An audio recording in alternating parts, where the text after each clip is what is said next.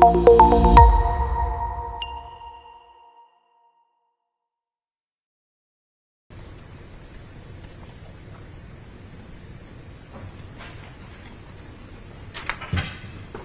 rise and come to order.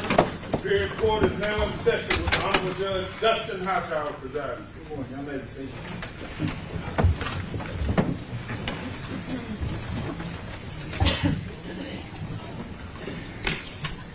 I appreciate the attorneys working with me. The request for bond, I believe, was done on July 11th, and I was in compliance with getting that scheduled in the time frame that was necessary. But because of some surrounding factors, I believe both the state and defense agreed to put that out to this day and was allowed me to specially set it so that we could accommodate a little more of the public and actually have an open courtroom that could account for everyone. So I appreciate both sides, state and defense, working with me with rescheduling that and placing it on for today. I do want to start. I know that this is a case of great interest to a lot of people, and I do know that we have media in the courtroom. But I want to remind everyone in the gallery that this is not daytime court TV and this is not for entertainment. We're here to simply apply the law to this motion for bond, and that's my job, to simply listen to both sides and apply the law fairly and justly, and I'm going to do that to the best of my ability. If anyone chooses to act out, this is your only warning. I will hold you in contempt because we will keep an orderly courtroom. So as long as everybody follows those rules, we'll be perfectly fine, and we'll get through this easily and safely, and we'll get it done. With that, defense, you have made a motion for bond. It's your motion. Are y'all ready to proceed? We are ready, Your Honor. All right, state, are y'all ready as well? All right, defense. I'm motioning for them. They're going to grab it. Yep. Did y'all need to approach about anything before we get started? No. Okay. Media, what I did is I just followed my rule. The first to send in a Rule 22 is the media that got to place their camera in the courtroom. That was Court TV, I believe. They know how to pull. The order's been out there. They should have everything and accommodate everyone with getting you all that you need, because that's the rules. And I've been assured they know how to do that and will accommodate all other media outlets for what you need. All right.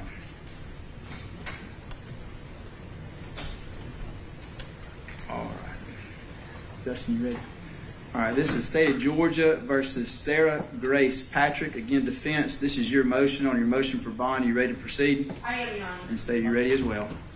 All right, defense, this is your motion, so whenever you're ready. Thank you, Judge. I'd like to call Ben Bonner as my first witness. All right, have Mr. Bonner, please. I believe he stepped out in the hallway. There was no room for him. That's fine. If we can announce for Mr. Bonner.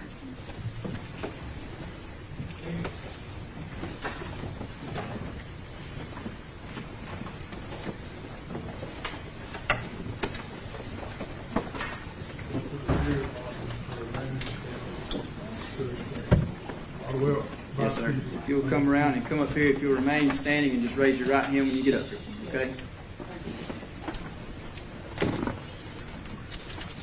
You remain standing, raise your right hand.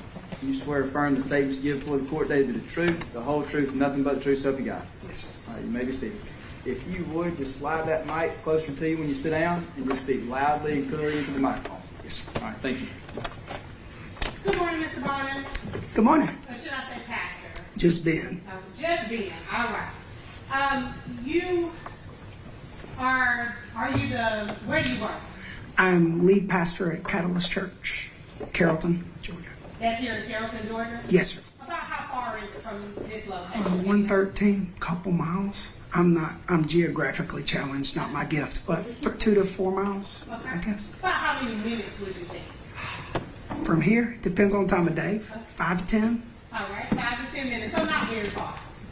No, ma'am. How long have you been the pastor at Catalyst Church in Carrollton? We started Catalyst in 2017, so since the beginning, I was one of the founding pastors. And do you have services every week? Every week. Yes, What days are those services on? We have 2 services on Sunday, 9 and 10:30.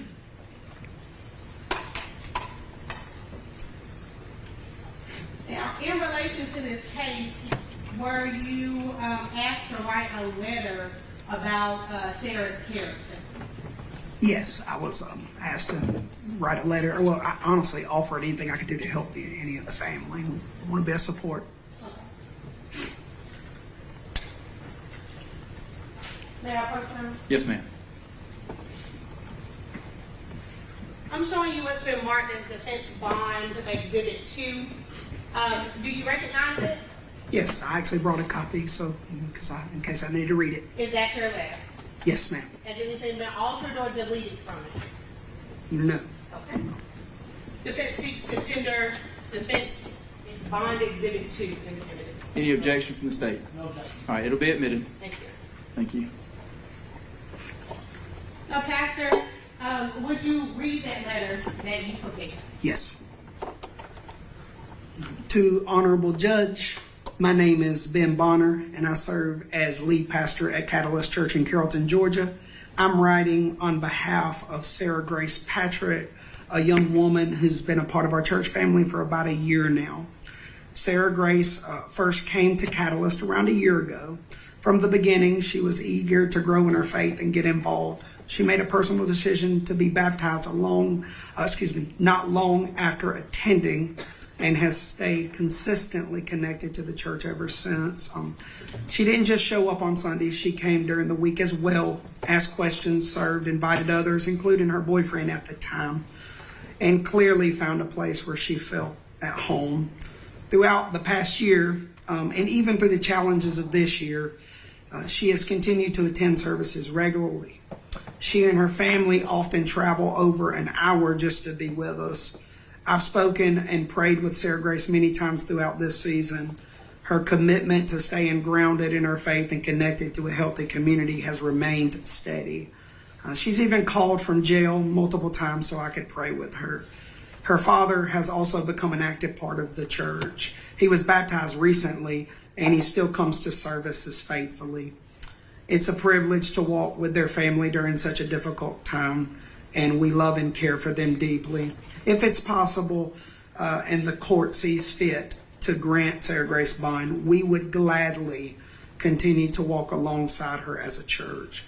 We believe having her with her family and church community is an important part of her support system. We're committed to loving her well, encouraging her, and helping her continue on a positive path. Thank you for your time considering this. Sincerely, Ben Bonner. Thank you.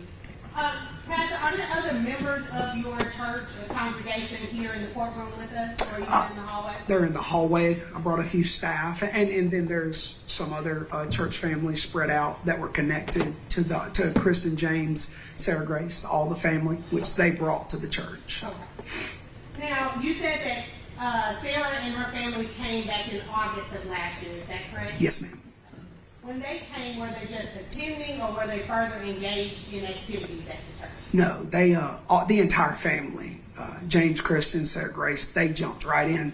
That's why it's hard. They became very, very beloved between August and February. I mean, our church family adores all of them, everybody, and we're for the entire family. So. Okay. And Sarah, specifically as it relates to Sarah Grace, was she involved or engaged in other programs throughout the church other than attending Sunday services? Yes, the entire family in multiple teams. The entire family in multiple teams, from cleaning to kids, kids ministry. I have a staff now, so and a lot of team leaders. The church looks a lot different the last several years with growth, but they were engaged in multiple teams. And if you ever need me to give a list, because I don't want to misspeak, I could get an actual list of all the things the family and Sarah Grace were engaged in. But it's just safe to say they were involved in more than just Sunday service. Yes, they were there in the week. They were there during the week, not just on Sundays helping. So. All right. Now, you said in your letter that family still comes over an hour to come to your church on Sunday. Yes, ma'am. Are you referencing DJ? DJ, yes, DJ, and then DJ Junior, little DJ, and everybody still comes except, of course, Jaylee, because she lives away with her grandmother. That's a long drive, but they all actively come and consistently. Even now that Sarah Grace hasn't been able to come, they continue to come consistently. And just for clarity, who is DJ? Sarah Grace's father. Thank you. I want to make sure I'm clear. No problem. Now, you indicated that you would do whatever in your letter to help in this regard with Sarah. Have you facilitated people at the court's instruction before? Over the years, multiple times I have come to this room a couple of times and offered to facilitate any way that would, if there's any way to make the court and you feel comfortable, we'll do anything we can to facilitate. We just want to help. Y'all have a great calling. Ours is to support and love. Y'all are the jury and the judges, and so anything we can do, we're willing to help. To make that happen. And coming to a close here, you indicated that Sarah still calls you while she's been incarcerated. Is that correct? Yes. Okay. And when you have conversations with Sarah, are the substance of those conversations about do you believe me or anything like that? Two things she calls. It's been two things every time. One is to thank me. Thank me for everything, and it's particularly for her dad. He's just engaged. He's growing. He's really growing his relationship with God.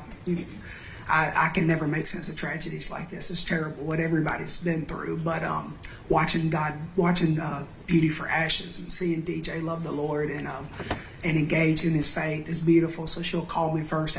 He came to the altar a couple times. We've been able to pray with him recently. So there's victories that she'll call and thank me and then ask me to pray for her. And she's actually reading some books that were recommended to her that changed my mother's life. My mother was a pretty rough addict, and those books vicariously through her changed mine. And so she's reading them, and so she'll talk to me about that. So it's three things: prayer, thankfulness, and what she's reading. All right, that's all I have for you, Ben. The state may have some questions for you. Thank you. Okay. All right, thanks. State? I don't have any questions for you, Pastor. Thank you. All right. Thank y'all. Pastor Bonner, you've testified, so you're welcome to stay in the courtroom unless y'all think there's any other reason for him to stay. You can be excused to start the state's concern. All right, then you can remain in the courtroom if there's room. Okay. Thank you. Have a good Appreciate day. y'all. Thank you. Defense now calls Katie O'Keefe. Katie O'Keefe.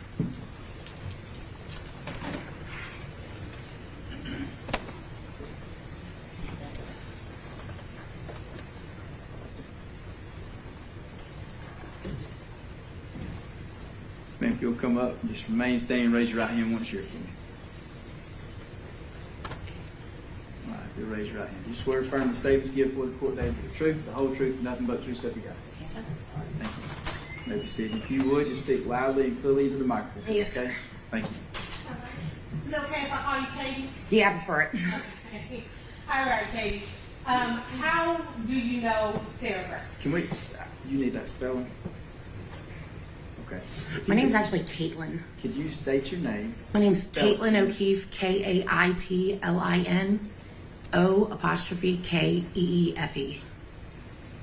All right. How do you know Sarah Grace? I met Sarah about 3 days after all this happened with her mom and dad. And how did you come to meet her? I was friends with her dad. We used to play cell phone games. He told me what happened. Told me that the kids didn't have any clothes. Like that, since the house was closed off, they didn't have anything. So I've taken in a child or two in my time. So my heart broke for it, and I was like, please let me take her shopping. So I came and picked Sarah up and took her to get clothes, underwear, deodorant, your basics. And since that time, so that would that have been in February? It was February 23rd or 4th, I believe, yeah. And since that time, did you continue a relationship with Sarah? Yeah, Sarah actually ended up moving in with me. It was a better situation for her. I had an extra bedroom. She came to stay with me after everything happened with her mom. She used to lay in the bed. She would cry and sob, and I'd watch her grieve. Did you have any disciplinary problems or any type of issues with Sarah while she was at your house? Not even one, honestly. Like, I've had some teenagers and one that gave me a hard time, and Sarah was a pleasure. She was easy. do you still have a friendship or any type of relationship with other members of Sarah's family? Yes, I talked to her grandma, grandpa, her dad, and little brother live with me. I talk to Sarah every day. So since she's been incarcerated, you've spoken to her? Every day. Every day. And do you all pray together as Pastor Ben indicated or anything like that? Every day. You can't stop her from praying.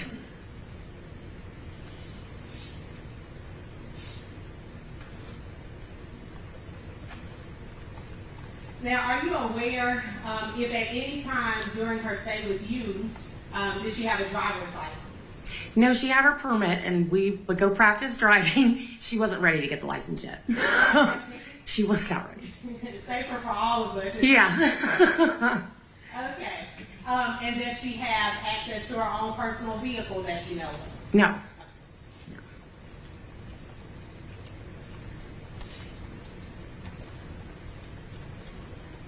During the time that she was with you, was she attending school? She actually worked really hard and graduated a year early. Where was she attending? She was going to Central here in Carrollton. And you said she graduated early. What do you mean by that?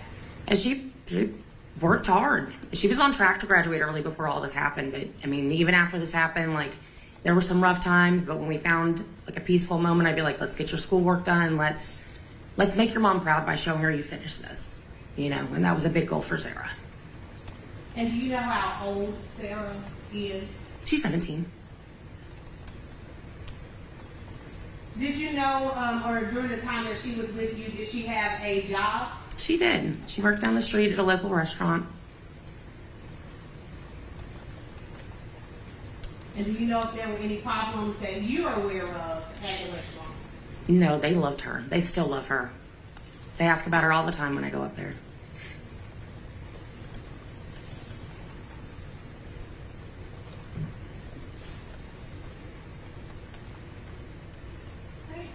I believe that's all I have for you. I don't know, the state may have some questions. All right. for you. Thank you. Thank you. State, any questions? I think I have just one for clarification. You did not know the defendant prior to the shooting, is that right? No. It's after, is that what you said? After. Okay, that's what I'm Yep. All right. Thank you. Can you follow up? No. All right. Can this witness be excused? Yes. All right. Maybe excused, please. You can remain in the court. Okay. Neither of you asked for sequestration. It's not really necessary here, but y'all are good. I'm good, Your Honor. Okay. Okay. All right. We call Carrie Jensen. Carrie Jensen.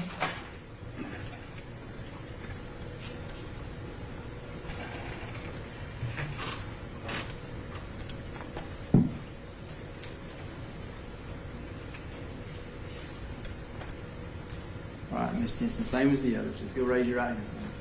You swear affirming statements made before the court today to be the truth, the whole truth, nothing but the truth, so help you God.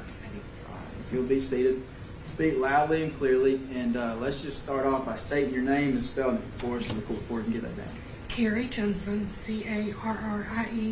Carriejensen. Thank you. All right, Ms. Jensen. How do you know Sarah?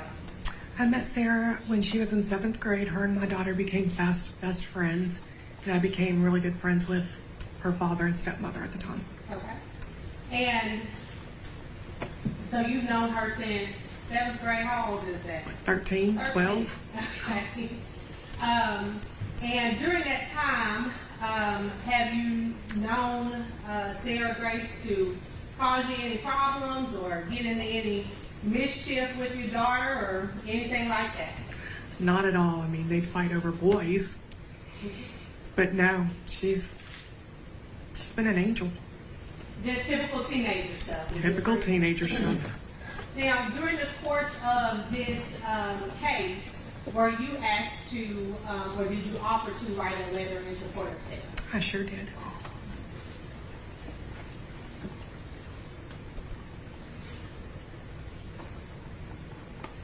May I approach you? Yes, ma'am. I'm showing you, Carrie, what's been marked as defensive bond exhibit 7. Do you recognize it? I do. Okay. And what is it? It's my letter to Judge Hightower. And has it been changed or altered or any deletions or additions in any way? No. Seek to admit defense bond exhibit 7. Any objection from the state? No objection. All right, it's submitted. Thank you, Your Honor. I'm sorry for the numbers being a little off. I didn't know who would be here and who wouldn't. It's all right. All right. Would you read your letter for the court? Sure. Dear Judge Hightower, my name is Carrie Jensen, and I'm writing this letter on behalf of Sarah Grace. I first met Sarah when she was in 7th grade. She and my daughter attended the same middle school, and her stepsister played softball with my daughter. Our families quickly grew close. Sarah would spend weekends at our house, and my daughter Caitlin would do the same at theirs. We've shared camping trips together and weekends at West Point, creating strong bonds between our families. They have been best friends since. At the time, Donna and Kristen were in the middle of a custody battle. When I first met Sarah, she was a little shy, very sweet, kind, and humble. She was cautious around new people, but soon she warmed up to me and once told me I had a motherly presence that made her feel safe. As our relationship grew, she began to open up to me about her past and experiences with Kristen and James. One thing she said that has always stayed with me was, no matter what they've done, I will always forgive them and love them, because deep down, I know that's not who they truly are. The statement showed the depth of Sarah's heart. She truly believes in forgiveness and has always extended the same grace to others. She once told me that holding grudges isn't what God wants for us, and I've carried that wisdom with me ever since. While staying at our house, Sarah was full of life, happy, upbeat, and in many ways a typical teenager. But there were also signs of trauma she endured. She would often apologize for things she never had to. Like she would asking for food, taking a shower, or using the bathroom. It was heartbreaking. Despite that, she remained incredibly kind, respectful, and especially patient with my son, who is on the autism spectrum and is the same age as Sarah. She was fiercely protective of him and everyone she cared about.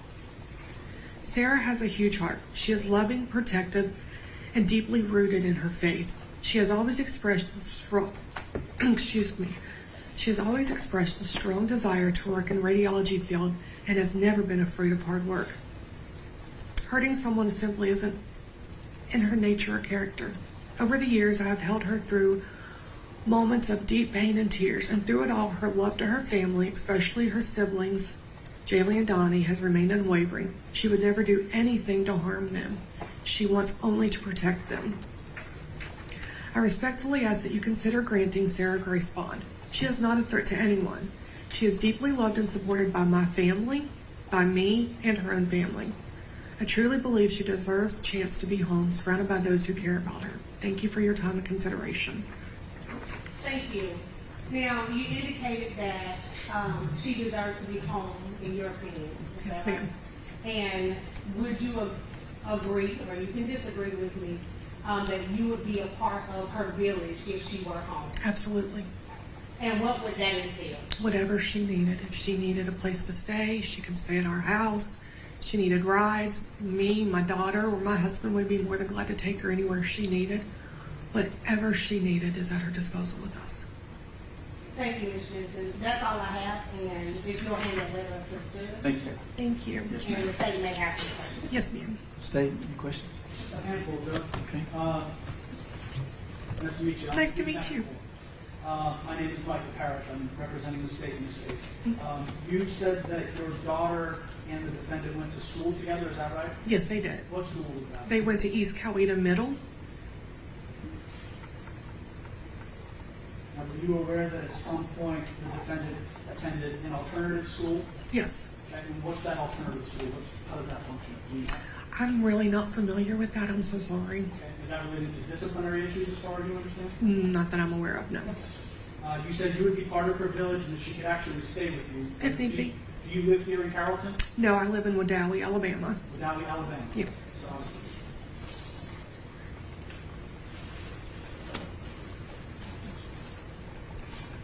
I don't think I have any other questions. Thank you. All right, thank you, sir. Nothing further. Any reason to hold this witness? No, you're right. Non-conversation. All right, you may be released, Ms. You can stay in the courtroom. Call Caitlin Jensen.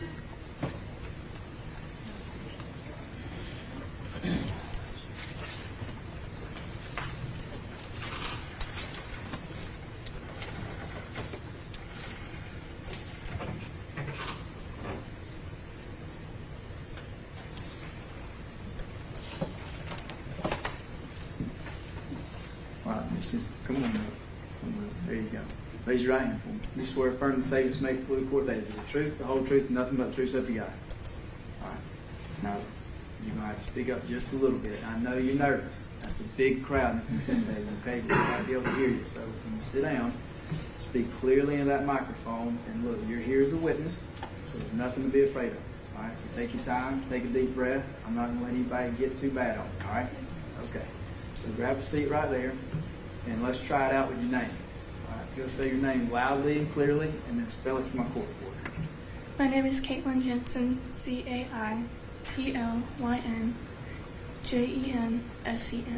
All right, if you stay right there, we're going to be okay. If you Okay. go any lower, I'm going to have to tell you to pick it up a little bit. Yes, sir. Sound good? Yes, sir. All right. Hey, Caitlin, how old are you? I'm 16 years old. And are you and Sarah friends? Yes, ma'am. And is Carrie your mom? Yes, ma'am. Now, I heard your mom say that you guys went to school together. Is that right? Yes, ma'am. At East Coweta? Yes, ma'am. And have you gone to school together since then, or that was the last time you went to school together? I'm going to say 9th grade. She started at East Coweta High School, and then she moved. Is that when, do you know if that's when she moved with your mom? I'm going to say yes. Now, so that was 9th grade, but have you guys continued to be friends since then? Yes, ma'am. And when you say friends, talk to me about what that looks like. Are you guys talking on the phone? Via Snapchat sometimes. We would call. I'd check in on her. I was never allowed over at her house. But she was allowed at your house. Yes, ma'am. I'd go and get her. I'm sorry, I didn't get that. I would go and get her. Okay, you would go and get her. So you have a car. Yes, ma'am. Okay. And you have a driver's license. Yes, ma'am. And we shouldn't be scared. No, ma'am. Okay. I'm a great driver. Okay. Now, so you guys have kept in touch over the years, is that right? Yes, ma'am. Okay, and when you guys keep in touch, what sort of things do you do? Well, usually I go and get her, and then we go to the gas station and get something to eat. It's an hour 30 drive back home, so we'd blast music like teenagers would do, going home. And we'd go home, and I have a 2-year-old son, and we would play with him for hours until he fell asleep. And then we'd watch movies. Okay. That's what we do. Now, at any time have you, well, let me ask this. Have you talked to Sarah since she's been incarcerated? I have. And what have those conversations been like? Telling me she loves me. She's so thankful for me. She's excited to get to go on the jet skis again one day, have fun, be a teenager, and then we pray. Okay. Now, are you attending church too? I used to. But you're not at Catholic church? No, ma'am. Because That's too far. far away. That is far. No problem. Now, were you in contact with Sarah after the incident happened? Yes, ma'am. And did you have any concerns about Sarah leaving or running or trying to get away in any way? No. Okay. Did she ask you to come pick her up and take her back to Alabama and hide her or anything like that? No. Okay.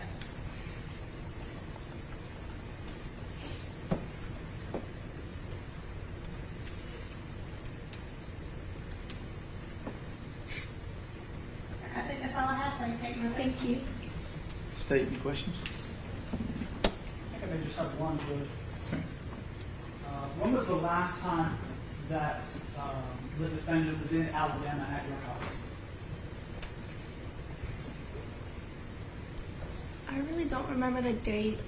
It was the day I took her. She said she may get her phone back, and I took her that day. And then I took her to Wedowee. We were gonna have a sleepover, and then we got the phone call that she needed to come back home. Okay, so if I were to tell you that she was arrested July 9th, you would say it's sometime in the days just before that. July 8th. July 8th. Yes, sir. Thank you. No other You're questions? No further questions, Judge. All right, any reason to hold this witness? No, you're right. Not in this one. All right, you may step down. Thank you. Thank you. Tasha Meza. Tasha Meza. M-E-Z-A. She's outside, I believe. Ms. Williams, how many more witnesses do you have? This is the one? Okay. Oh, I'm sorry, one more. Okay.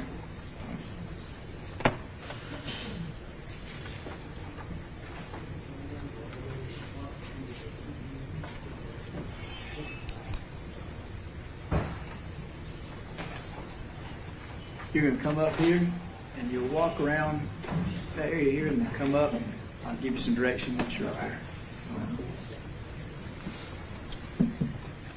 All right, you'll come on and remain standing and raise your right hand. You swear or affirm the statements you give before the court today be the truth, the whole truth, and nothing but the truth, so help you God. All right, you may be seated. If you would, speak loudly and fully into that microphone, and let's start off by just stating your name and spelling it for my court reporter. Tasha Mesa, Tasha. That's a Meza. Thank you. Ms. Meza, how do you know Sarah Grace? I met Sarah after me and Kristen became friends. I was at the doctor's office and just invited her to church. And then we became really good friends. And when you say church, are you talking about the Catalyst Church? Yep. Where Pastor Ben is the pastor? Yes. Okay. Now, when you invited them to church, did they ever come? Yeah. 2 weeks later, they come And did they continue to come after that? every Sunday. To your knowledge, were they involved in activities throughout the week or just Sunday service? At first, it just started as Sunday service, and then as they grew in the church, they become more involved. Now, were you able to observe and spend time with and have a relationship with Sarah Grace personally? Yes. Her and my daughter were friends, so I've seen them quite often. And so, since you go to the Catalyst Church, I'm assuming you stay local, somewhere close by? Yeah, I only stay about 2 minutes from the church. 2 minutes from the church. So, 7 minutes from here, maybe? Yeah. Okay. And at any point, okay, so let me ask you this. When did you meet Kristen? It was back in August. Okay. Of last year? Yes.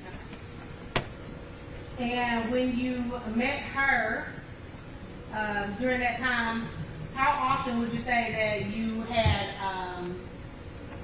occasion to spend with her and Sarah? For the beginning of the part, we just stayed on the phone mainly, and then as we grew closer, we went to birthday parties and cookouts and that sort of thing. So, I mean, it was a few times. But would you agree that most of the time that you spent was at church? Yes.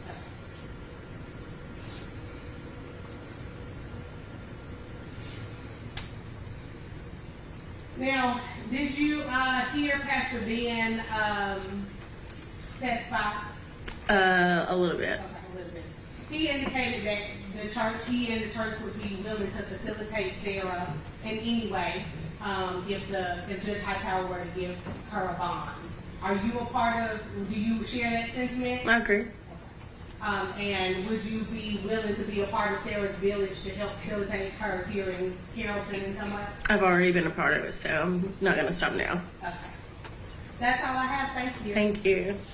State any questions? Thank Nothing to the All right, you're good. Any reason to hold the witness? you. No, you don't. Nothing to All say? right, you can be excused.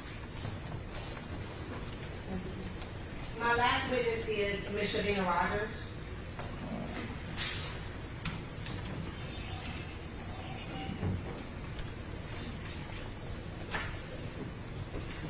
Attorneys, can y'all approach just a minute? Give me just 1 second.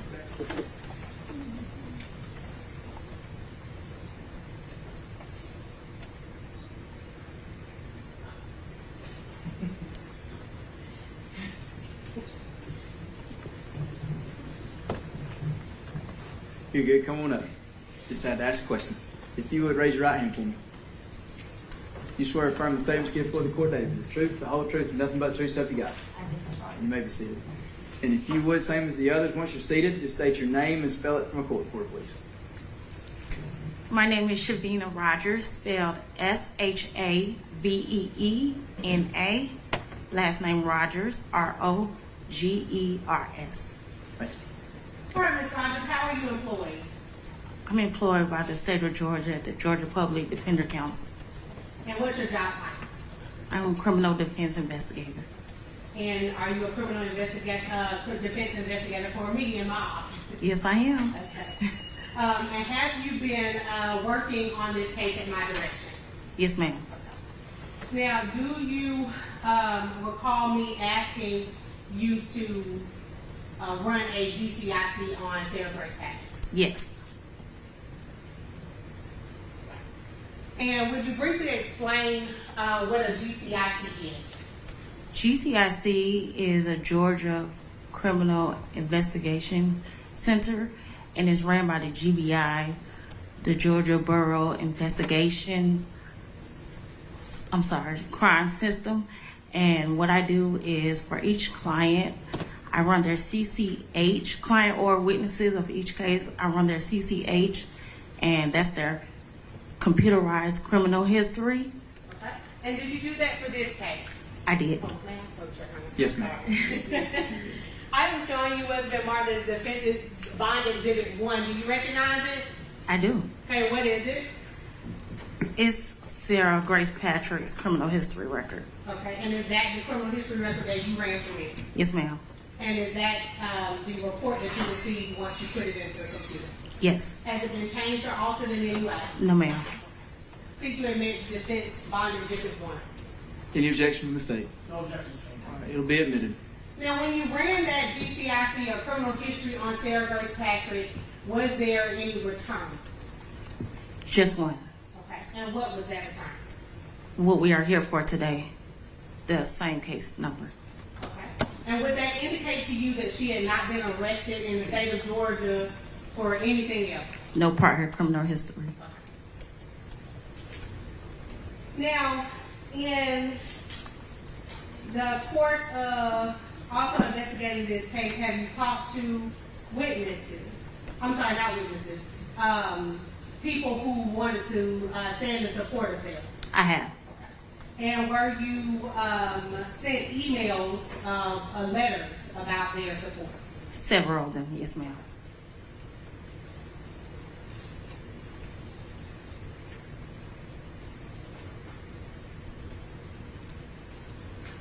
Ms. Williams, while he looks at that, on the GCIC, since it's been admitted, have you redacted any personal information that's on there? Because what we may need to do, I haven't seen it yet, but sometimes there's personal identifying information that needs to be redacted. I have not. I can provide the court with a redacted copy. Okay, either that or we can get my clerk to black it out. That would be fine. Okay, all right. State, I'm assuming no objection to making those redactions. I think those would be appropriate. Absolutely. All right, thank you.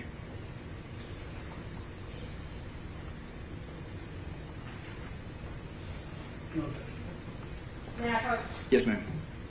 All right, Ms. Rogers, I'm showing you what's been marked, and sorry again for the jump around on numbers. As defense bond exhibits 3, 4, 5, 6, 8, and 9. Do you recognize those? Give me a second.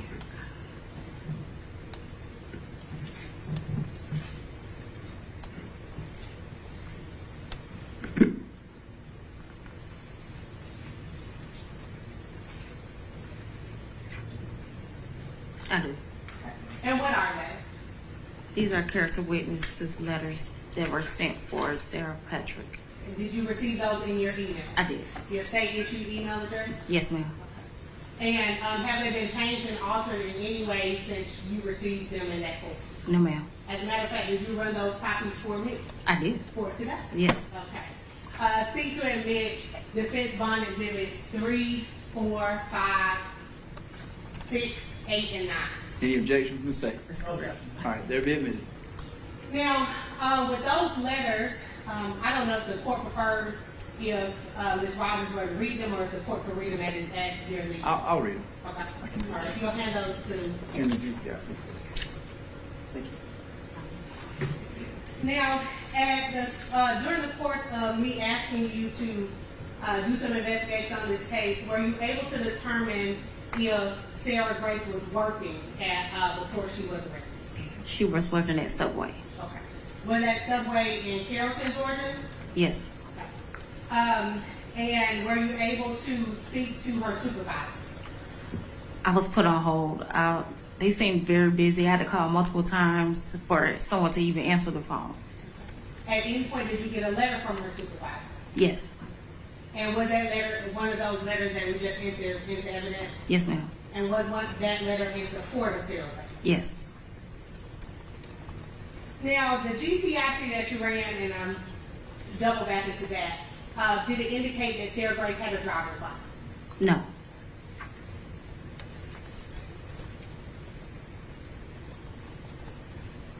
Right, I believe it's all that. Thank you. No problem. State, any questions? Just a couple, Judge. Okay. As part of your investigation, did you look into any other areas where the defendant lived over the past 5 years? I didn't. I spoke with family members, but that's about it. You don't know what other areas she was living in over the past 5 years? I believe she was living in Fairburn at one point, Sonoya, Georgia at one point. Fairburn, Sonoya? Yes. Those are the only two other than Carrollton that you're aware of. Yes. Did you look into the alternative school that she attended? I did not. Can you pull up that GCIC one more time for me? Sure. Yes, ma'am. And can you just tell me what the charges she currently has in this case are? 2 counts of murder and 2 counts of aggravated assault. I don't have any other questions. Thank you. No problem. Any follow-up? Nothing further. You can step down. Thank you. Thank you. Fence. That's all for witnesses, John. Just reserved for argument. Okay. State, you're going to be up next, but if you're going to give me just a few minutes, let me read through these letters. Okay.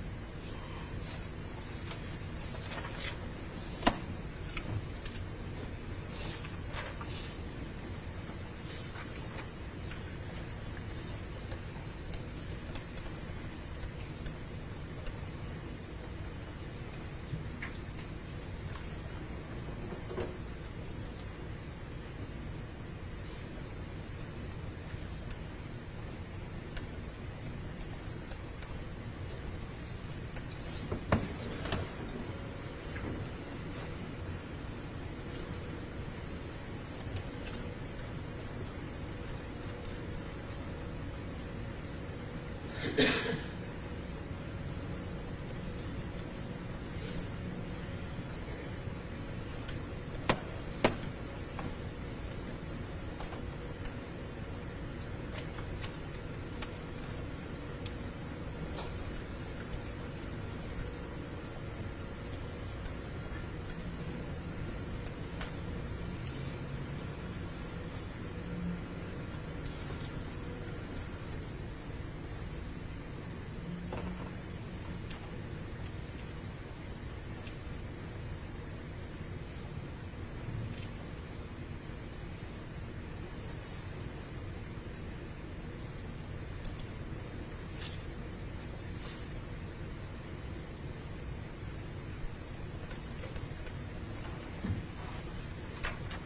right. Thank you. State. Judge, state that three individuals that we'd like to call pursuant to the victim's bill of rights. The first is going to be Kim Bowl. Okay. And Judge, all three are going to come up and read prepared statements. That they want to type up. All right. You will not be typing those statements. Okay.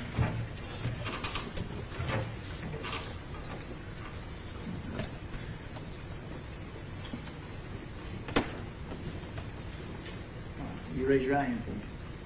You swear affirm the statements given before the court today, the truth, the whole truth, nothing but the truth, so help you God. Yes, sir. Proceed to speak clearly and loudly in that microphone. If you'll start off by just stating your name and spelling it for my court. Okay. Hi, my name is Kim Bowling, K-I-M.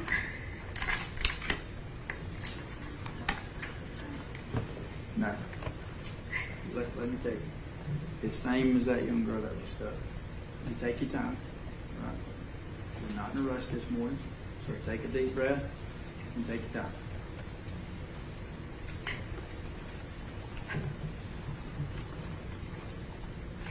B-O-W-L-I-N-G.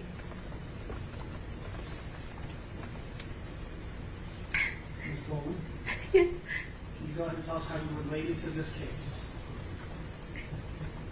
Jamie is my brother, my only brother I have left, my only sibling I have had. And like the judge said, you take your time.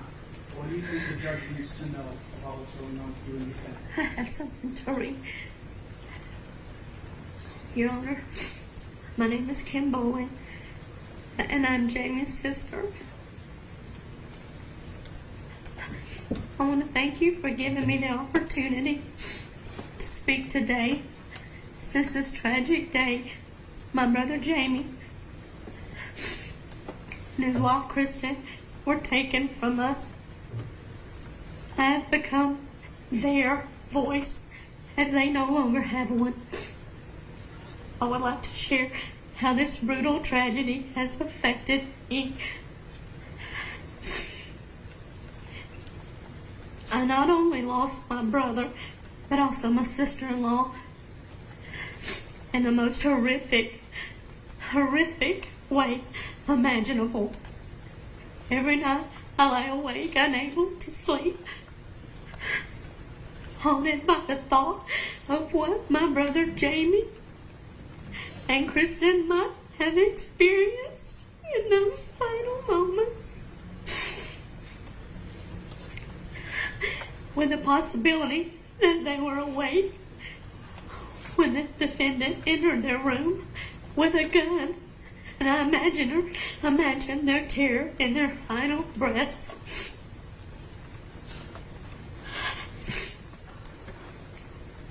The defendant is charged with the brutal murders of my brother, Jamie, and my sister-in-law while they were lying in their bed. Shot multiple times, including both shot in the head.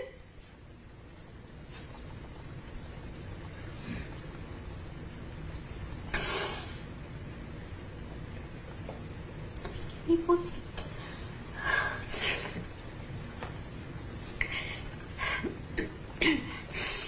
Mr. Parrish, can you put that right there? Thank you. Thank you, Mr. Parrish.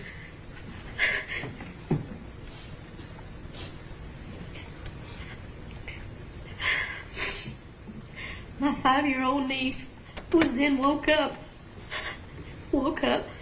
to find their parents lifeless. The trauma this innocent child will carry for the rest of her life is unfathomable. And what makes this even more heartbreaking is that her sister loved the defendant. She looked up to her, and for reasons I will never understand, the defendant caused such imaginable pain. And I'm so thankful that Jaylee's life was spared. With all of this in mind, I am deeply concerned about Jaylee's safety should the defendant be released on bond.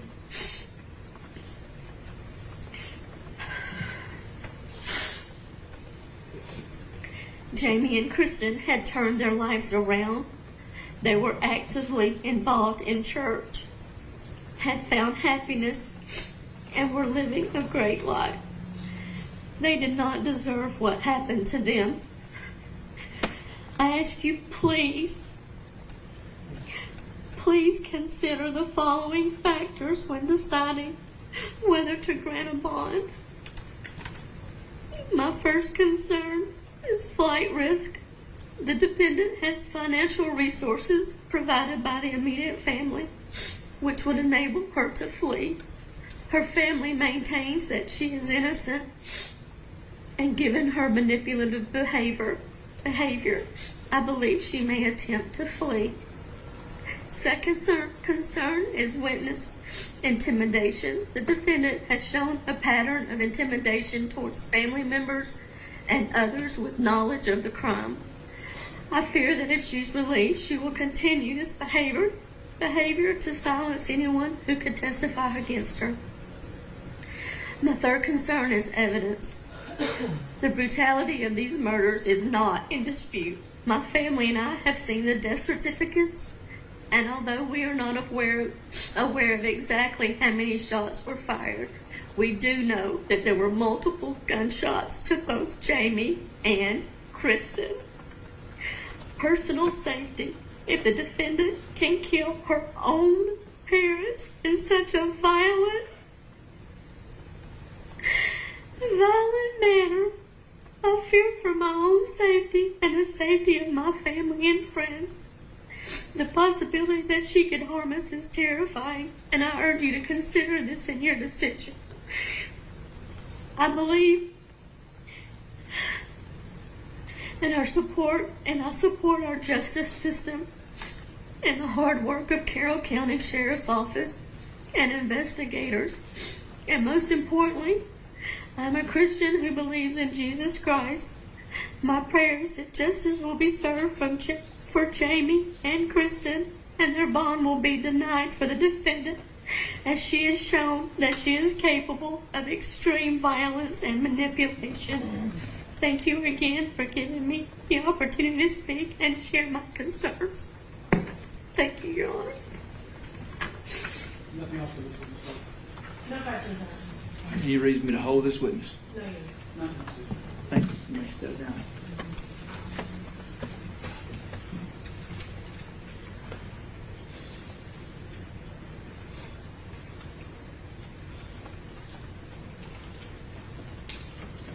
Stay. Our next witness is going to be Tristan Brock.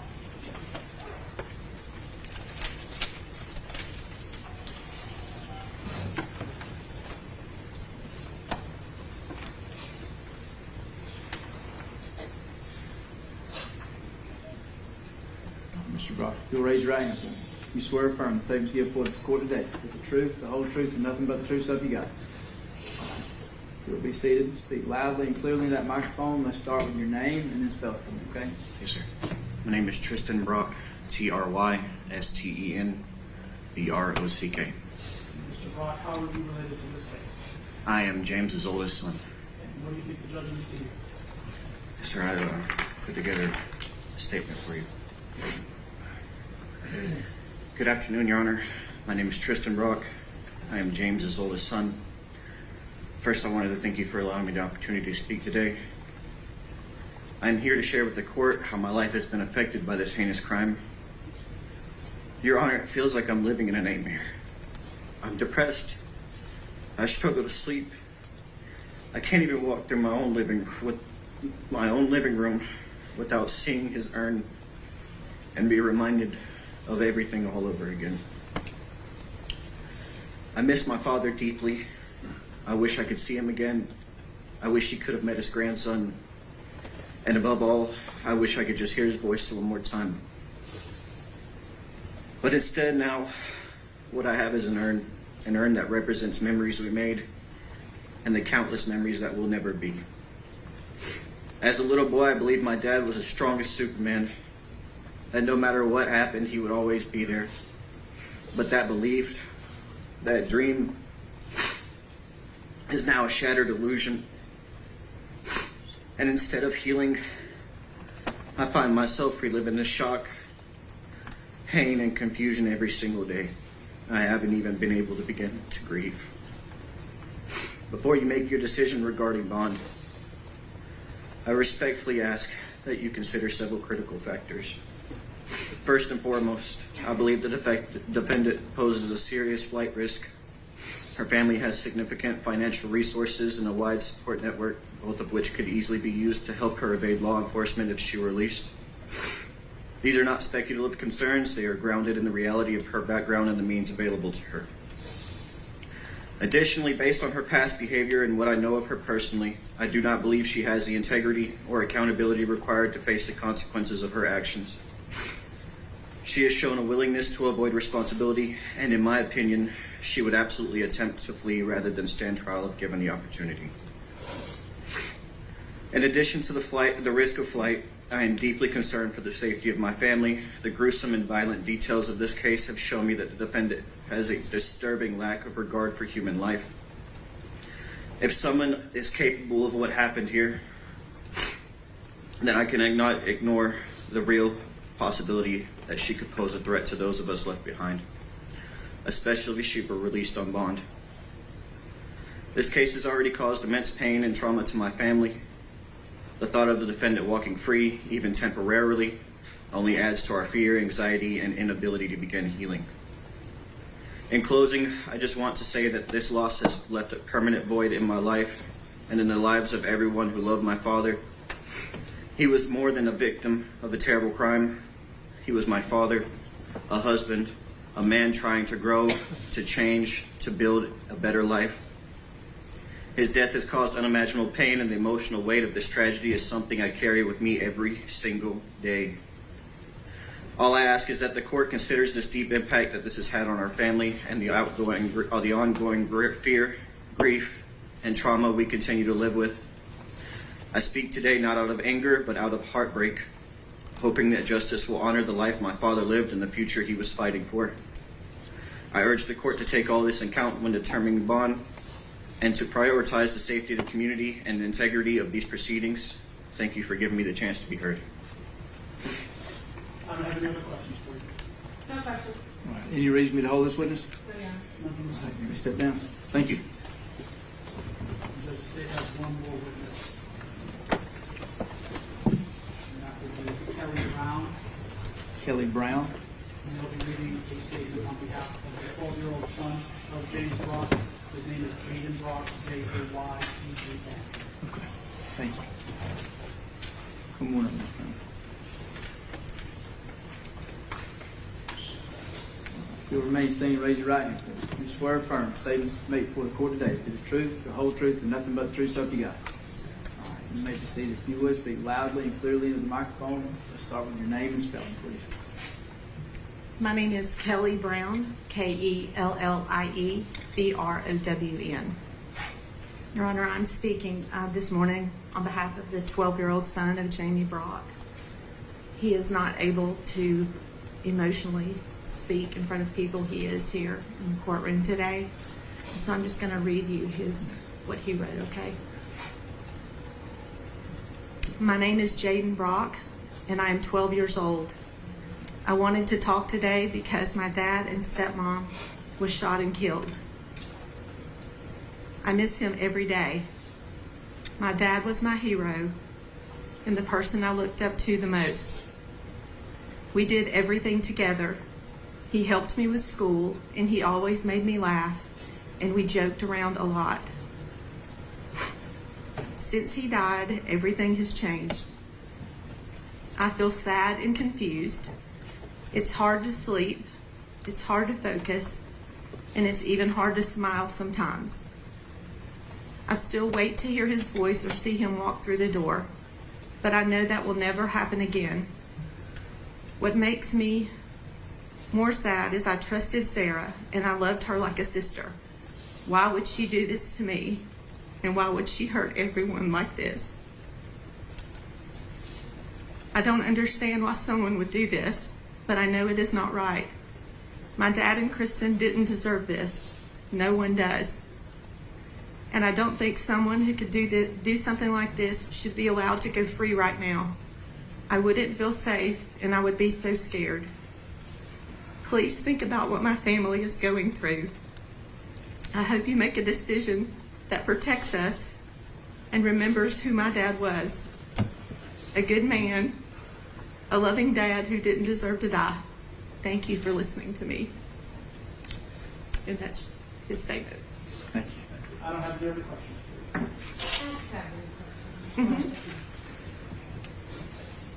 Ms. Brown, how are you related to the family or this situation? I am not related to the family. I grew up with Kim, and I've known Jamie since he was 2. Okay, friends with Kim and Jamie. Yes, ma'am. And were you present when that statement was written, or was it just handed to you? No, I was not present, no. It was written by Jaden, his mom, and Kim helped. I was just asked to read it. Okay. And they told you that he prepared it? Yes. And you would agree with me that nothing in the letter says that Sarah Grace was a threat to Jaden when they were living together? He never expressed that to me, ma'am. I would agree with that. That's all I have. Thank you. Steve, Nothing else, Judge. do you reason to hold this witness even though she's speaking on someone else's behalf? None from the state. All right, you can step down. Thank you. You are the witnesses for the state judge only argument. All right. I'm ready for argument. Thank you, Judge. Just to kind of round out the record a little bit, we're talking about the incident that occurred February 20th of 2025. The arrest date of the defendant was July 9th of 2025. Since we are operating under 1511-560, that's the concurrent and original jurisdiction in Superior Court, the individual charged in this case was a minor at the time. The rules dictate a specific time frame for us. We have 180 days to indict this case where it goes back to juvenile court. We have 90 days to indict, or a bond is required, same as any other defendant here. Judge, we are looking at Ayala v. State, that's 262 Georgia 704. And in that case, the court has given us some guidelines as to what we should be looking at in regards to issuing a bond in this case that was codified in 1761 as well. First is that the defendant poses no significant risk of fleeing from the jurisdiction of the court or failing to appear when required. Judge, we've heard from multiple witnesses that flight is a concern for the family. There are considerable assets on the other side of the victim's family. One thing that the court is permitted to consider in regards to flight, and really in all the factors, is the seriousness of the offense. Coleman v. State, that's C-O-L-E-M-O-N v. State. That's a 361 Georgia App 901. It's a 2021 case. But it cites all the way back to the mid-70s that it is absolutely acceptable for the court to consider the seriousness of the offense. But we don't just have a murder case here. We don't just have a double homicide. We have a double homicide of the defendant's mother and stepfather. I don't know that cases get more serious than what we are looking at here. That's something that you should consider for each of the 4 ILs. As pertains to flight, there was testimony that flight is a concern for the victim's family. It's a concern for the state as well. This defendant has moved around quite a bit over the past few years. She has roots here in Carroll County, no doubt. She also has roots in Coweta. She has roots all over the state and in Alabama. Number two, the defendant poses no significant threat or danger to any person, to the community, or to any property in the community. The family is genuinely afraid. I've met with a significant number of the family already. I'll be meeting with just about everybody else later on this afternoon. The family is genuinely afraid on the Brock side of the family tree. They are fearful that she will reach out. They are fearful for their own safety and the safety of all the other members of that family. The defendant poses no significant risk of committing any felonies pending trial. Judge, I'm going to talk about that here in a minute, but I think there is some inherent risk in that as well. One of those felonies ties into that significant threat or danger to any person. If she is to lash out violently at one of the other family members, that would be a felony. Number four is the defendant poses no significant risk of intimidating witnesses or otherwise obstructing the administration of justice. And it was pointed out that there is concern that the defendant would be able to influence, I'm going to use the term influence instead of intimidating, influence the 6-year-old who is a primary witness to this case. There's significant concern from the state in that regard. There's significant concern from the family members in that regard. We've heard terms like manipulation, lack of integrity, lack of accountability. Those are terms that we heard here in court today. And that is in line with what we've heard about this defendant all along. When we started, you said this is a simple application of the law. That's what we're talking about here. The state has shown that there is a significant flight risk. We've heard that from witnesses in regards to that aspect of IALA. Significant threat or danger to the community, particularly them. Risk of intimidating witnesses, and that significant risk of committing any felony. That would include influencing a 6-year-old. That would include reaching out and threatening family members. That may, depending on the circumstances, include flight to another county or another state. We just think that at this point, this defendant is a poor candidate for bond, and bond should be denied as such. Thank you. Yes.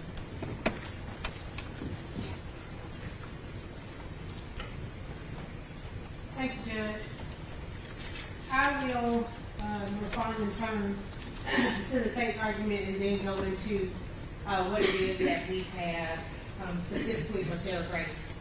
As it relates to the seriousness of the offense, we agree that the offenses are serious. What's happened here is a tragedy on both sides. And while that is something for the court to consider, it is not one of the IALA factors.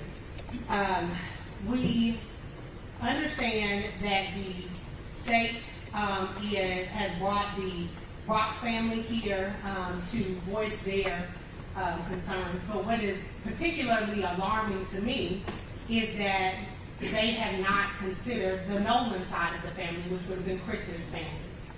And Kristen's family sits in support of Sarah Grace. And so there are two victims here.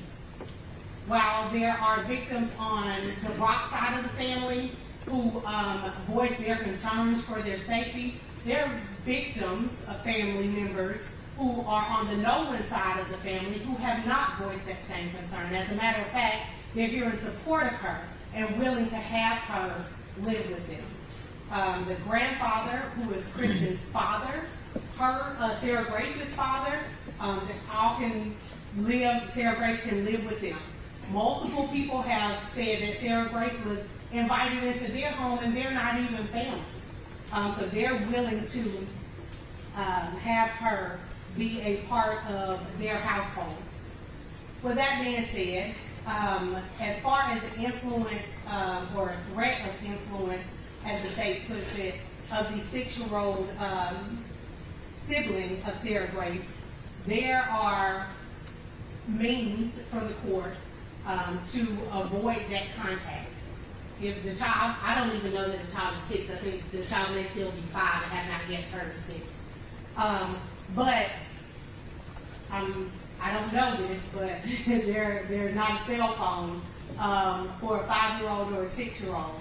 The court could restrict that contact just like the court does in any other case where there is alleged to be some witness where there could be influence. The court could say, I order that there is no contact between Sarah Grace and her younger sibling, or any of her siblings, for that matter. That can be remedied if that is, in fact, a concern for the court. What we have shown through our witnesses, Your Honor, is that Sarah Grace does, in fact, meet the requirements of the statute, in that the court shall be authorized to release a person on bail if they find that they pose no significant risk of fleeing the jurisdiction of the court or failing to appear in court when required, no significant threat or danger to any person in the community or any property, no significant risk of committing any felony pending trial, and no risk of intimidating witnesses no significant risk of intimidating witnesses or otherwise obstructing the administration of justice. As it relates to the financial resources of the family, there has been no testimony as to what those resources are. Just that the Rock family believes that the Nolan family or Kristen's family has these grand resources in some regard that could assist Sarah Grace in being a flight risk. If that were the case, Your Honor, again, I remind the court that the incident took place in February, and she had gone to visit the Jensen household in Alabama between that February and July time period. If, for some reason, there was to be this enlightenment that I should run, there was ample opportunity at that time. Caitlin testified that that Sarah Grace had never asked her to hide her or take her to Alabama permanently or anything like that. In addition, there was testimony as well as documents for the court admitted into evidence that Sarah Grace does not have a driver's license, and that it would be better if she not drive, and she doesn't have her own personal vehicle or access to a car. And so the flight risk for a 17-year-old at this stage with no driver's license and no meaningful way to get around in that regard to be this significant flight risk, I think just isn't met. As it relates to a threat or danger to any person in the community, nobody indicated that Sarah Grace was a threat or a danger prior to this incident happening. And what we know is that hindsight is 20/20, and they're looking back on what they believe happened, and we assert Sarah Grace's innocence, and she is presumed to be innocent as she sits before the court, is that they're looking back saying, if she's capable of doing this, then she must be a threat. But that does not muster what is required to be a significant threat or danger. There's no indication that she has access to any firearms further. The court could order that she not have access or touch or be around or in the home with any firearms or anything like that. As it relates to a significant risk of committing any felony pending trial, that is typically put into the mix when there is a significant criminal history. Investigator Rogers testified that there was no criminal history before Sarah was arrested for these crimes, and there was there was documentation as to the GCIC that was admitted in defense bond exhibit 1. In addition to that, Your Honor, she poses no significant risk of intimidating witnesses or otherwise obstructing the administration of justice, other than Ms. Brock's feeling that she may be an intimidation to the 6-year-old. There's been no evidence, no testimony about there being any type of intimidation that has gone forward from this. Just that they believe she may be manipulative. And I understand that emotions are high, and that's what the Brock family believes. But again, I remind the court that the Brock family is not the only victim's family. There is the Nolan family as well, who do not share those same sentiments. Your Honor, in addition to those IALA factors that are in subsection E1 of the statute, there is subsection E2 of the statute that requires that Your Honor consider the purpose of bail. And we have the purpose of bail is given to us in IALA, which is the purpose of pretrial bond is to prevent punishment before a conviction and to secure appearance in court. There is no indication that Sarah Grace would not be here for any appearances in court. She has several people who are willing to bring her, who testify that they would be in charge of that. And also to prevent the punishment before a conviction. Again, IALA, that the state cited, is very clear that the most fundamental premise of our criminal justice system is that a person ought not be punished for a criminal offense until the state demonstrates guilt beyond a reasonable doubt. IALA goes further to say that unless the right to bail before trial is preserved, the presumption of innocence secured only after centuries of struggle would lose its meaning. So that is the purpose of pretrial bond, is to preserve that presumption of innocence, which Sarah Grace enjoys at this moment. She is cloaked in the presumption of innocence, unless and until the state can prove her guilty beyond a reasonable doubt. That beyond a reasonable doubt standard is not met at this bond hearing. I know that the state only has the burden of persuasion in this bond, and we have the burden of production. We have met our burden of production, Your Honor. As it relates to her ties to the community, I do want to call the court's attention to Dunn v. Edwards, and that is 275 Georgia 458. It is a Supreme Court decision. 275 Georgia. 258. I have a Thank you. copy for the court if I may approach. Yes, ma'am. Thank you. And that discusses what is required as to the burden of production on the defense as to ties to the community. In a murder case, the defendant was charged with malice murder. And the court in this case said that there was a failure of the defense to satisfy that initial burden, because the only testimony presented at the bond hearing on the issue of the defendant's ties to the community came from the investigating officer, who only testified that the defendant lived in Athens, and that was it. There was no evidence that the defendant had continuously lived in Athens for any significant period of time and had any significant involvement with family, friends, or institutions in the community. That he had a job history or that he had a reputation for reliability.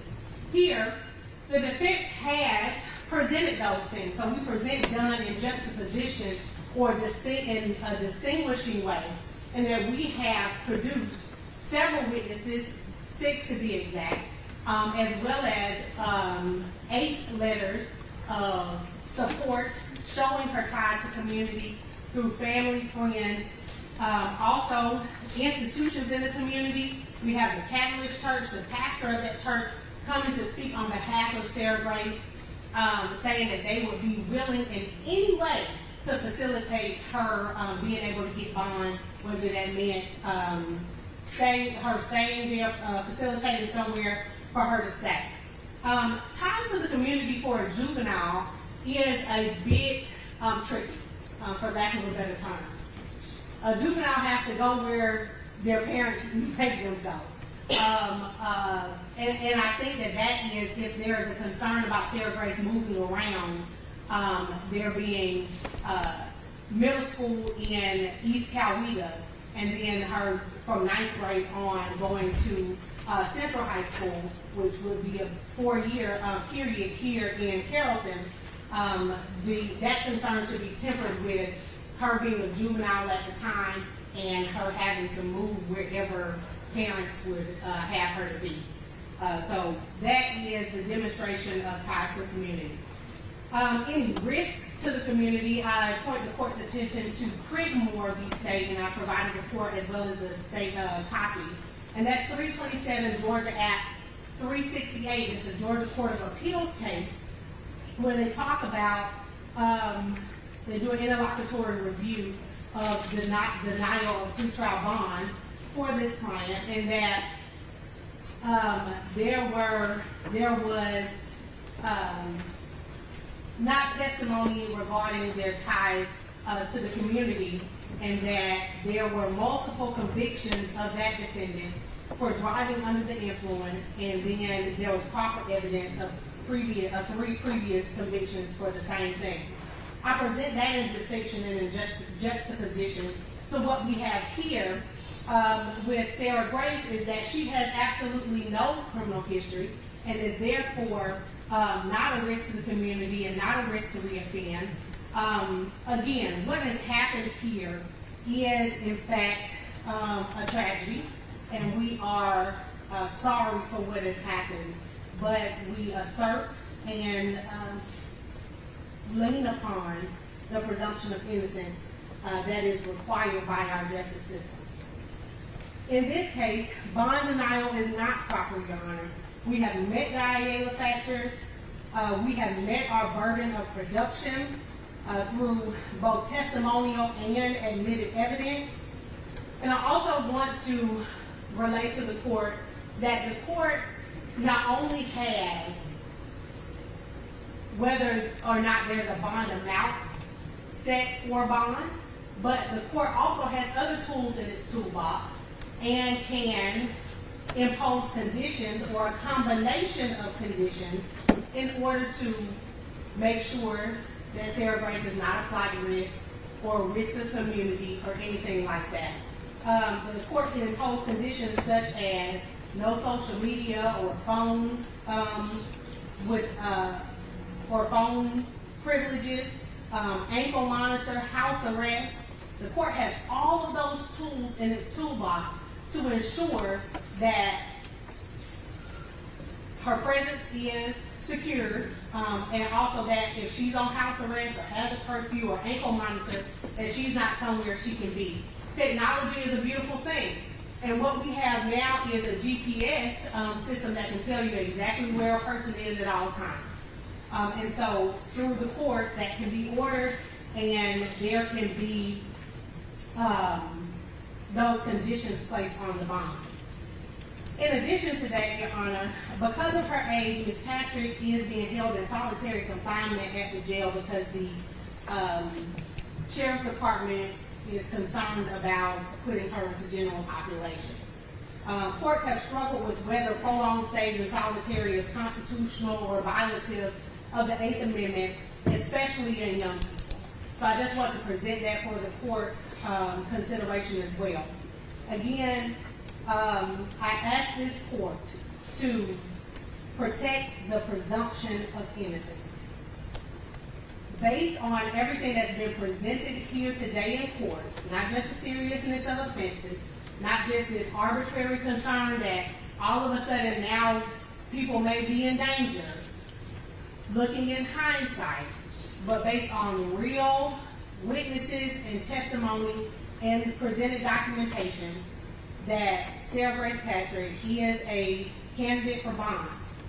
You know, Your Honor, this profession requires that we not only struggle with doing the right thing, which is what society says is right at the moment, but we must also do what is right, and that is the notion of justice.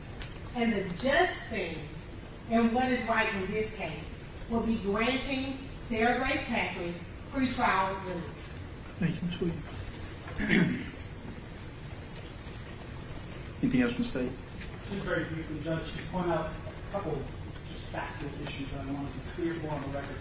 Our office, as we do in every case, did reach out to the victim's family on both sides. It is my expectation that I will be meeting with the Nolan family later on this afternoon, as soon as we are done here in court, to talk to them. They are victims in our case as well. We have a different posture in terms of the guilt of the defendant, but that is something that we do with every single case. So the fact that the line has kind of been drawn in the sand, the state must reach across that line either way, then we would do it even if we weren't statutorily required. I know that there are victims in this case. They are hurting, and we will do everything we can to help them as well. Judge, as pointed out by opposing counsel, IALB state is the case on point. And opposing counsel is correct that their burden generally, to kind of put a very simple broad brush on it, is that they are to only really proffer towards the community ties. They've done that. I don't doubt that she has ties to the community. I don't doubt that the defendant has people who care about her. She has a flight risk. We need to specify that they own so much land, and if they have different business holdings, we don't. The testimony is clear that they have the assets to send her out of state or even to far away places farther than that if it was necessary. She is a flight risk. That is the state's position. She is a flight risk. And the other factors that we've talked about, the family is genuinely afraid. We always operate in hindsight in cases like this. No one ever knows that someone is violent until they are violent. That's why the family is scared at this point, is because now, in their eyes, the defendant has shown her true self, who she really is. So, of course, they would be fearful now, and they wouldn't be beforehand. We did hear some testimony regarding disciplinary issues and the fact that this individual has had to attend an alternative school. This was a loving family. This was a caring family. They were working with her to get her into a position where she could have a fruitful life, and we ended up where we ended up. As far as the issues regarding what's going on in the jail, that's an issue for the sheriff's office. I know that they are prioritizing her safety at this point. I don't think it will be forever that she is in isolation. And as far as all the other factors, Judge, I just think that when you apply the law to all of the testimony that we heard here today, she's just not a good candidate for bond at this point. She is a flight risk. There's risks to intimidate witnesses. The state has met its burden as well. We just think that this individual should be denied bond at this point. All right, thank you.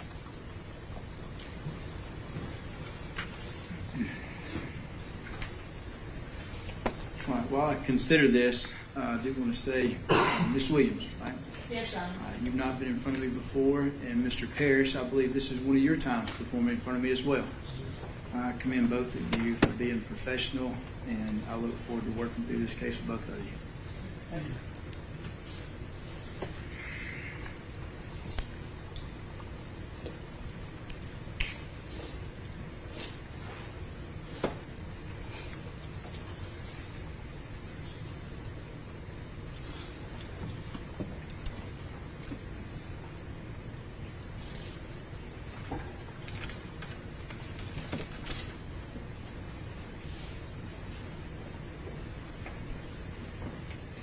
All right, to address just a couple of things, Pastor Bonner mentioned that we are the jury, and we are not the jury. My job as a judge is simply to make sure that the law is followed and that court is done in a fair and just manner. That's my role, to make sure that everyone follows the law and that everyone stays within the rules, and I make sure that that's done. We are not the jury. And as of right now, Ms. Williams did correctly state the law that this is not the trial, and it is not the burden to prove her guilt beyond a reasonable doubt today. That is not where we are. And for those that are here, I don't want y'all to misunderstand and confuse the burdens and think that's where we're at today, because that is not where we are. On a motion for bond, defense has a burden of coming forward initially with evidence to show that the defendant does not pose a significant risk of fleeing, threatening the community, committing another crime, or intimidating a witness. And then it is the state has the burden of persuasion in convincing this court that the defendant is not entitled to pretrial release. The state has the burden of proving by a preponderance of the evidence that the trial court should deny bail or bond. And there's a vast difference in beyond a reasonable doubt and preponderance of the evidence. Preponderance of the evidence is essentially greater than 50%, or it's just a greater likelihood than the other side. That is vastly different than beyond a reasonable doubt at trial. And I need everyone to understand that. My job is to evaluate the witnesses, weigh their credibility as they testify before me, and apply what the witnesses have said and apply their credibility to the law the best I can. make sure that I've covered what I needed to and what I've heard from several folks. All right. With that being said, and listening to the witnesses here, if I weigh these witnesses' testimonies and I weigh what I hear today, I believe those closest, and I say closest, in family relationship expressed that they had vast concerns that she would have the ability to flee, that she would be a danger to the community, that she would be a danger to them, and that she would pose a significant risk of intimidating, or actually I think the state steered away from intimidating, or influencing or manipulating witnesses. By finding that, I find the state has met their burden today by a preponderance of the evidence. And Miss Patrick, because of that, I'm bound by the law, and I do not believe that you would be a proper candidate for bond at this time. With that being said, here's what I want to tell you. Very recently, the Judicial Council of Georgia recognized our court as being a clearance rate excellence award recipient, which means that we are very up to date on our cases and we take great pride in moving cases quickly. I do not want anyone to sit in jail unnecessarily. So what I would like to do is go ahead and give you future court dates. And I'll explain this, Ms. Williams, a little bit because, again, I know you're new to being in front of me. But I would like to go ahead and give you some future dates for your case.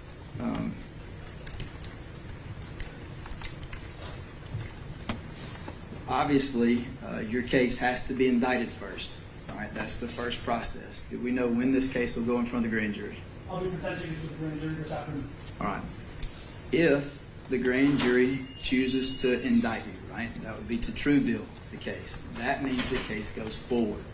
If they choose to no bill it, then we'll cross that bridge. But if they choose to true bill, then your case will go forward. And I've asked the clerk which would be the next available arraignment that we could place her on. All right. So, and that's not the probation counter, correct? All right. So your arraignment, if true bill, okay, I'm just giving you a plan of action so that you know what's coming up. Okay. If they true bill this case, your arraignment date will be 9/22. On that date, your non-jury will be 11/17. Your calendar call will be 12/16, and I will be prepared to try your case on January 5th. All right. Now, that's incredibly fast.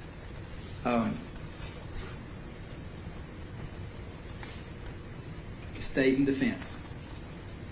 I'm completely aware that y'all may ask for continuance based on those time frames. I'll need y'all to do that formally. There's a lot of interest in this case from both sides. And defense was right. Justice needs to be done. And no matter what decision was made, someone is going to feel as though justice was not served today. That's just the truth. If I would have granted bond, there would have been a large group that said justice was not done. If I deny bond as I'm doing today, there's going to be a large group that says justice was not done. That I can't avoid. But what I can do is give this young lady speedy justice. And that's my purpose. Again, my role is to make sure the law is followed, and I do the best I can to facilitate that. So, I will be ready. If state or defense, if y'all have issues, because I'm fully aware that issues come up with discovery and with cases that are oftentimes are out of either of your control. And for the best interest of the state or for the best interest of your client, you may need to ask for continuance. The state that's in my courtroom quite often, Ms. Williams, they know I'm very reluctant to give continuances. So if y'all need that, I need y'all to file a proper motion, and it's likely we'll have a formal hearing on whatever requests for continuances need to be heard, if they're needed to be heard. If not, I'm going to stick with this time frame. Again, she's in custody, so she takes priority on my trial list, as everyone knows. Also, her age. defense, you brought to my attention that she is in isolation. So again, it's a top priority for me to move this case as quickly as possible.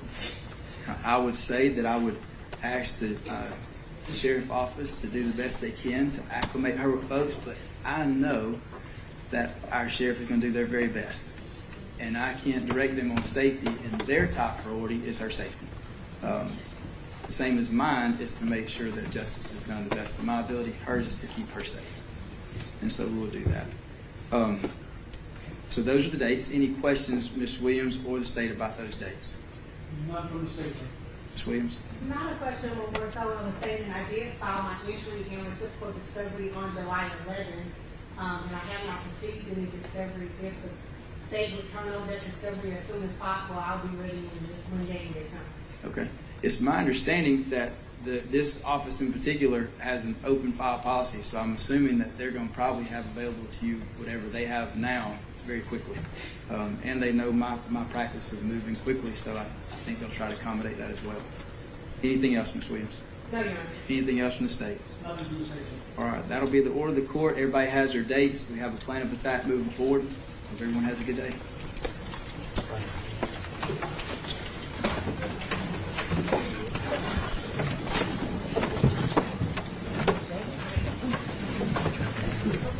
State, I will need y'all to submit an order very fast. You can have defense review it real quick. Y'all submit an order, I'll get it signed. I'm going to sit here until you do it. Okay. Ms. Williams, if you don't mind, I'm going to ask you to hang out. State's going to draft that order real fast. I'm going to get you to look at it, make sure you're good. Not in agreement, but just that you're good, and then I'm going to sign the order.